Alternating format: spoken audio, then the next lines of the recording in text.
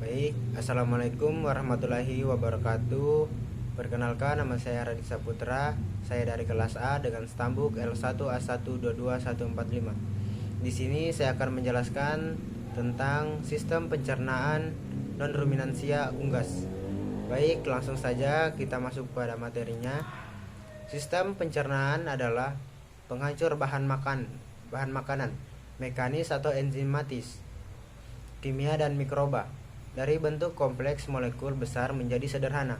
Bahan penyusun dalam saluran pencernaan. Tujuan dari pencernaan itu sendiri adalah untuk mengubah bahan kompleks menjadi sederhana. Ternak mempunyai 4 aktivitas makan, yaitu prehensi, mengambil makanan, mastikasi, mengunyah, salivias, mengkoreksikan air ludah, dan deklustik atau menelan. Pada unggas memiliki proses pencernaan yang berbeda dengan hewan lain meskipun mempunyai kesamaan pada prosesnya. Sebagaimana hewan lain, proses pencernaan pada unggas memiliki 3 prinsip, yaitu secara mekanik. 1. Secara mekanik. Pencernaan secara mekanik pada unggas berlangsung pada ampedel pada pakan. Di dalam ampedel, dengan adanya kontraksi otot ampedel dengan bantuan grit akan diubah menjadi pasta. 2. Secara enzimatis. Pencernaan enzimatis dibantu dengan adanya senyawa kimia dan kerja enzim yang dihasilkan oleh alat-alat pencernaan. 3. Secara mikrobiologi. Pencernaan secara mikrobiologi terjadi dengan adanya mikro yang ikut berperan. Lanjut, organ pencernaan unggas. Mulut atau paru. Unggas tidak memiliki bibir, pipi, dan gigi sejati. Bagian mulut atas dan bawah tersusun atas lapisan tanduk. Bagian atas dan bawah dihubungkan dengan tengkorak dan berfungsi seperti engsel. 2.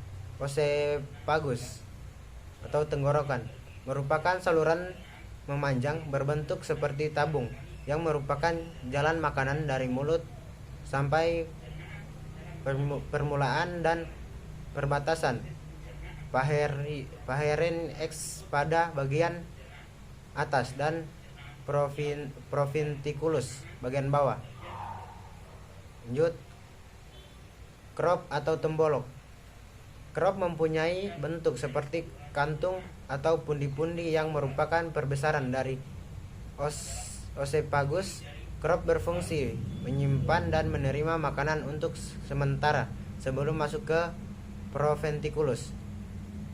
4. Lambung kelenjar atau proventriculus merupakan perbesaran terakhir dari oesophagus dan juga merupakan perut sejati ayam. Proventriculus juga merupakan kelenjar, tempat terjadinya pencernaan secara enzimatis karena dindingnya diskredikasi asam klorida, epsin, dan getah lambung yang berguna mencerna protein. 5. Gizzard. Fungsi gizzard adalah untuk mencerna makanan secara mekanik dengan bantuan grit dan batu-batu kecil yang berada dalam gizzard yang ditelan oleh ayam.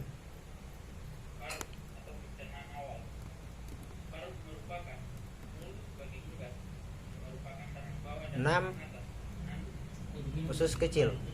Usus kecil atau usus halus memang memanjang dari ventriculus sampai usus besar dan terbagi atas 3 bagian, yaitu duodenum, jejunum, dan ileum. Pencernaan pakan ayam di usus halus secara enzimatik dengan berfungsinya enzim-enzim terhadap protein, lemak, dan karbohidrat.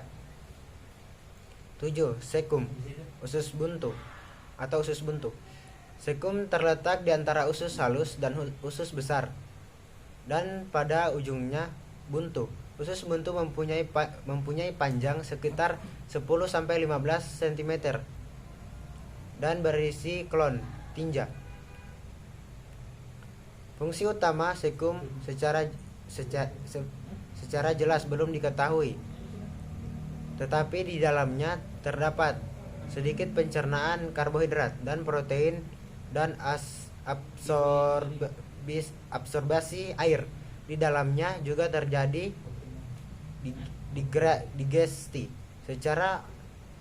digesti serat oleh aktivitas mikroorganisme. Lanjut. Yang kedelapan, usus besar.